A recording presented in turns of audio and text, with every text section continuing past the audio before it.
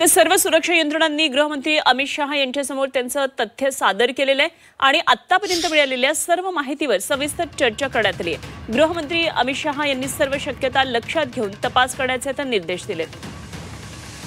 सर्व शक्यता लक्षात घेऊन तपास करा असं अमित शहा यांनी म्हटलेलं आहे। या घटनेमध्ये सहभागी असणाऱ्यांना तातडीनं अटक करा, अमित शहांनी हे आदेश दिलेले आहेत। दिल्ली स्फोटानं संपूर्ण देश हादरलेला आहे। तर दिल्लीमध्ये केंद्रीय गृह मंत्रालयाची बैठक आहे। सुरक्षा यंत्रणांनी दिलेल्या माहितीवर चर्चा सुरू आहे आणि उर्वशी खोना आमच्या दिल्लीतल्या प्रतिनिधी आपल्याबरोबर सध्या आहेत आणि त्यांच्याकडून आणखी या बैठकीसंदर्भातली महत्त्वाची माहिती जाणून घेऊया। उर्वशी, गृह मंत्रालयाची महत्त्वाची बैठक आहे, तातडीनं अटक करा ज्यांच्यावर संशय अशा प्रकारची आदेश दिलेले असल्याचं कळते। काय नेमक्या बैठकीतले महत्त्वाचे मुद्दे आहेत? नक्कीच एका तासाच्या वरती ही बैठक सुरू होती। गृहमंत्री अमित शाह त्यांनी लीड केली। त्यांच्याकडे सगळ्या ज्या डायरेक्टर लेवल आणि डीजी लेवलचे जे इंटेलिजन्स एजन्सीज आहेत त्यांनी सगळे आपले आपले इनपुट्स दिलेत।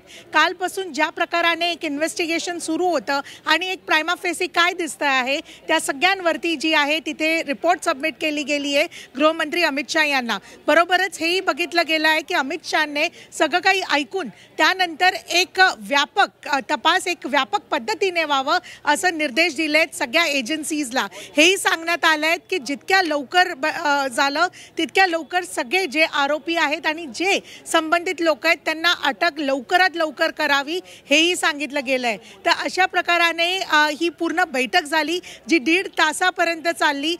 जे एक सूत्रांकडून जे समजून येत आहे ते म्हणजे हे की गृहमंत्री अमित शाह यांनी तपास व्यापक पद्धतीने व्हावं हेही सांगितलं गेलं आहे आणि जसे जसे तास वाढत आहेत तसं तसं हेही समजून येत आहे की हा कोणता एक छोटा असा स्फोट नव्हता, हा मोठा स्फोट होता। त्याचे कनेक्शन्स कोणत्या कोणत्या लेवलपर्यंत गेलेत, जम्मू काश्मीरपर्यंत गेलेत, तसंच फरीदाबादचं टेरर मॉड्यूलही संबंधित आहेत आणि ज्या प्रकाराने मग ते डॉक्टर शाहीन साईद म्हणा किंवा डॉक्टर उमर म्हणा त्या सगळ्यांना घेऊन सध्या जे आहे अजून डीप इन्व्हेस्टिगेशन सुरू आहे असं समजून येत आहे। अनुपमा, ठीक, उर्वशी धन्यवाद दिलेल्या या सगळ्या सविस्तर अपडेट्ससाठी। उर्वशी खोना आमच्या प्रतिनिधी आपल्याबरोबर दिल्लीमध्ये होत्या।